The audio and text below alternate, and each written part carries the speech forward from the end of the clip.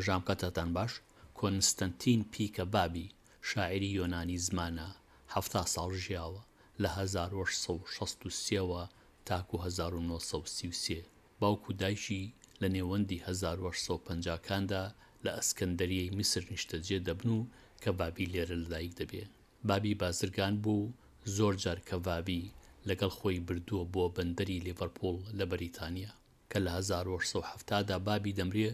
دایکی هەر هەژم منداڵەکەی دەگوێزێتەوە بۆ لیڤەرپۆڵ کە ئەو دەم بنکەیەکی بازرگانی گەلێ گرنگ بووە. کەبابی زۆربەی ژیانی مرد منداڵی لە ئەنگلترا بەسەر دەبات، لێرە زمانی ئینگلیزی پاراو دەبێ و بەکاری شکسپیر و ئۆسکار وایلد شارەزا دەبێ. براگەورەی کەبابی دوای مەرگی بابی لە بەڕێوەبردننی بازرگانی خێزاندا شکست دەخوا و دایکی چاری نامێنێ، دەیانگەڕێنێتەوە بۆ ئەسکەندەریە و تا 1882 لێرە دەژین. هەرکە هەست بە مەترسی جەنگ دەکات، دایکی منداڵان دەگوێزێتەوە بۆ کۆنستەنتینۆپۆڵ کە دیارە ئەستەمبۆڵی ئێستایە. کە بەریتانیا ئەسکەندەریە بۆمباران دەکات، ماڵیان بەردەکەوێ و نامەکانی کەبابی بەداخەوە هەموو لە نێو دەچن. تا 1885 کەبابی لە کۆنستەنتینۆپۆڵ دەمێنێتەوە. زۆربەی خوشک و برایانی دەگەڕێنەوە بۆ ئەسکەندەریە. کەبابی ئێستا لاوە، شێعر دادەنێ و خۆشی ئامادە دەکات تا کارێک بدۆزێتەوە. دواتر کەبابی لەگەڵ براگەورەکەی لە ئەسکەندەریە یەک دەگرنەوە، لە ڕۆژنامەیە کار دەدۆزێتەوە. لە 1880 درەنگدا بە هاوکاری براکەی کار لە بۆرسەی ئەسکەندەریە دەبینێتەوە و چەند ساڵێک لەم کارەدا بەردەوام دەبێ. دواتر دەبێ بە کارمەندی حکوومەت و 30 ساڵ تا خانەنشین دەبێ دەمێنێتەوە. ئەو دەم ئەسکەندەریە شارێکی تێکەڵ بووە، یۆنانی کۆمەڵگەیەکی گەورەی شاریان پێکێناوە. وەک زۆربەی دانیشتوانی شار، کەبابی فەڕەنسی و ئینگلیزی وەک زمانی دایکی زانیوە. دەگوترێ کە یۆنانی بە ئەکسنتی ئینگلیزی ئاخاوتووە، بە ئینگلیزی و ئیتالیش لەگەڵ یۆنانیدا نووسیوێتی، عەرەبی نەزانیوە و پێی نەنووسیوە. کەبابی ژیانی تایبەت بەخۆی ئاسایی بێدەنگ و هێمن بووە. وەک شاعیرانی دیکە هەڵپەی چاپکردنی نەبووە لە ژیانیدا، وەک ئەوەی باوە دیوانی شێعری بە چاپ نەگەیاندووە. کەبابی بۆ کۆمەڵێکی گچکە کە زۆربەیان هاوڕێی بوون لە خوێنەر شێعری نووسیوە. شێوازێکی سەیری هەبووە لە بە چاپگەیاندنی شێعردا. کۆمەڵێک شێعری کۆ کردوێتەوە و پاش بە چاپگەیاندنیان ڕادەستی کەسانی نزیک بەخۆیی کردووە. یەکەمین کۆکراوەی ناوناوە شێعر 1905-1915 یەکەم شێعریان بەسەر دێڕی شارە کە من لێرەدا وەرمگێڕاوەتە سەر زمانی کوردی. خۆشی لە ناوبانگ نەهاتووە. لە 1990دا دوو شێعری بە زمانی ئینگلیزی دەخرێنە ڕابەری فەرمی شاری ئەسکەندەریەوە. دوای مەرگی شێعری لە خانەی پەخش چاپ دەکرێ. ئەمیش دەم و دەست وەک شاعرێکی بەتوانان نایناسێنێ، بەڵکو کاتی زۆر پێدەچێ. کەبابی لە ڕۆژی لەدایکبوونیدا 29 ئەیپریل لە ساڵی 1933 لە نەخۆشخانەیەکی یۆنانی لە ئەسکەندەریە لەسەر نوێنی مرگ دواهەناسەی دەدات. کەبابی بەدەست شێرپەنجەی قورگەوە ساڵێک بوو دەیناڵاند.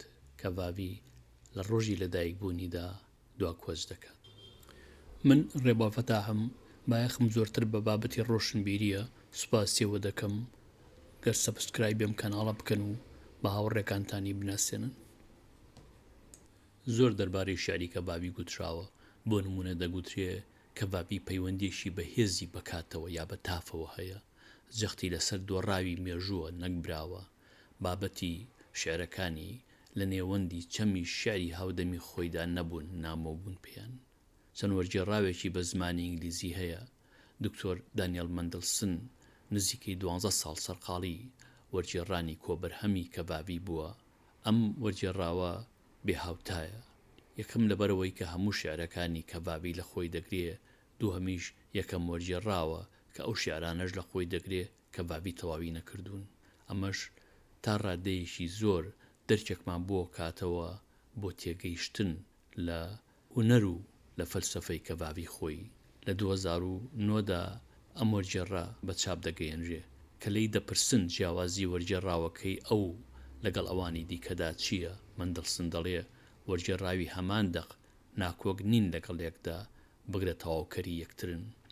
بۆچون زۆرە لەسەر شێعری کەبابی، هەن بە پێی بابەتدا بەشی دەکەن فەلسەفی مێژوو ئیرۆتیک هەشن بە پێی ژیانی دابەشی دەکەن سەرەتا نێوەند و کامڵ بە پێی مەندڵسن لە نێوانی 1890 تاکو 1910 گۆڕانکاریەکی بنەڕەتی لە شێعری کەڤاڤیدا ڕوودەدات لە 1890ەکاندا کەڤاڤی شیعر بڵاو دەکاتەوە 10 ساڵ دواتر ڕای دەگرێ یان ڕاستتر دەست دەکات بە نووسینی بێهاوتاترین شیعری ئەو پرسیارەی ناتوانین لێی هەڵبین ئەمەیە لەو 10 ساڵەدا چی ڕوویدا بەسەر کەڤاڤیدا تا بتوانێ لە شاعیرێکی ئاساییەوە بێ بە شاعیرێکی بێهاوتا ئەو شاعری کە ئێستا هەموو شێری دەخوێنینەوە پاش ئەو هەموو ساڵە و سەرسام دەمین پێی بە پێی مندڵسن کە دیارە ئێستا مندڵسن خۆی دەسەڵاتێکە بەسەر شیعر و بەسەر فەلسەفەی کەڤاڤیەوە مندڵسن دەڵێ سوپاس بۆ کەڤاڤی خۆی کە هەندێک جار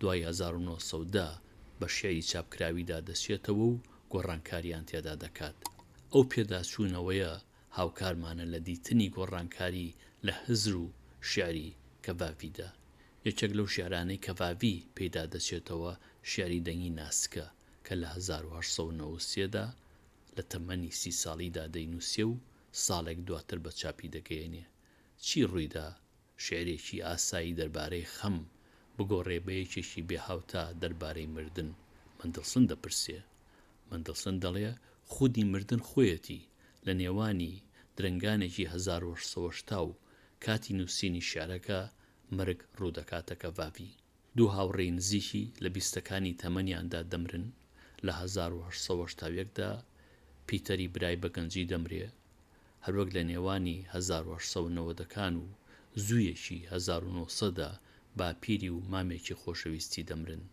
دایکی لە 1990دا جۆرجی برای لە 1900دا ئەیستی دیتسی برای لە 1902دا دەمرن لە 1930دا کەڤاڤی دەبێ بە 40 ساڵ ئێستا پیاوێکی کامڵە جێ سەرسوڕمان نییە کە بە شێعریدا دەچێتەوە و وەک خۆی دەڵێ دەیان خاتە ژەر رەخنەی فەلسەفیەوە کە شێعری دەنگی شیرین دەنووسێتەوە و بە چاپی دەگەیەنێ ئاوەڵ ناوی شیرین لەسەر دێڕەکەی دەکاتەوە و تەنیا ناوی دەنێ دەنگ بەمەشەوە ناوەستێ بگرە هەرچی ئاوەڵ ناوی دەقی شیعرەکەیە لە ڕێگە و ڕێشەوە دەردێنێ وەک ئەوەی کە ئیدی پێویستی بە ئاوەڵ ناو نەبێ بۆ وەسفکردن شێعرەکە خۆی دەتوانێت ئەوە بکات ئیدی شێعری دەچێتە قۆناغێکی نوێوە هزری فەلسەفی تێدا زاڵ دەبێ کەڤاڤی شاعیری کامڵ شیعری دابڕاوە لە سۆز و دەرفەتیان پێدەدات بۆ خۆیان بدوێن و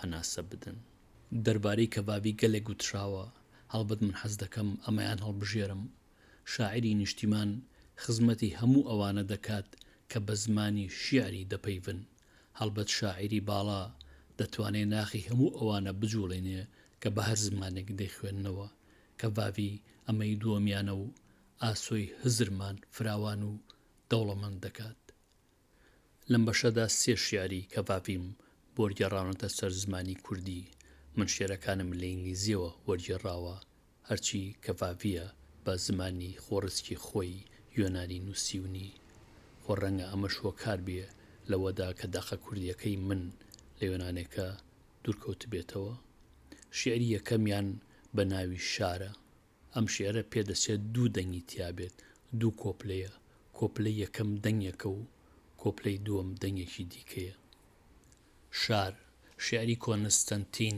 پی کەڤاڤی تۆ گوتن من دەگەمە خاچێکی دیکە دەگەمە کەنارێکی دیکە دەبێ شارێکی دیکە هەبێ لێرە خۆشتر بێ هەموو هەوڵێکم هەر لە سەرەتاوە شکستی خوارد و دڵم وەک لاشەیەک نێژرا تاکەی ئەقڵم دەتوانێ ئاوا لەسەر خۆ گەندەڵ ببێ لێرە ڕوو لە هەر لایەک دەکەم لە هەر جێیەک دەڕوانم پاشماوەی ڕەشی داڕماوی ژیانم دەبینم لە جێیەک کە چەندان ساڵم بەسەر برد هەمویانم بە فیڕۆدا وێرانم کردن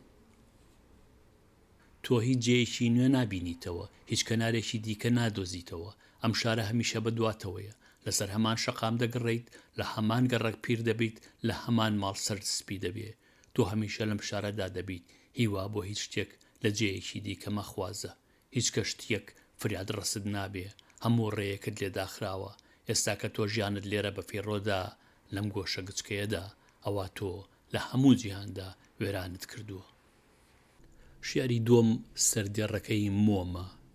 لێرەدا کەفافی ژیان دەچوێنێ بە دوو ڕیز مۆم، ڕێزیان کوژاوەتەوە و تواوەتەوە. ئەوە ئەو ڕۆژانن کە لە پشتمانەوەن و بەجێمانێشتون، ڕۆژانێکیش کە لە بەر دەممانەوەن ڕیزێک مۆمی داگرساوی گەشن.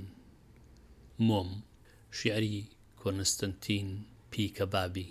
ڕۆژانی داهاتوومان لە پێشمانەوە دەوەستن وەک ڕیزێک مۆمی داگیرساوی بچووک، مۆمی بچووکی زێڕین گەرم و گوڕ و گەش.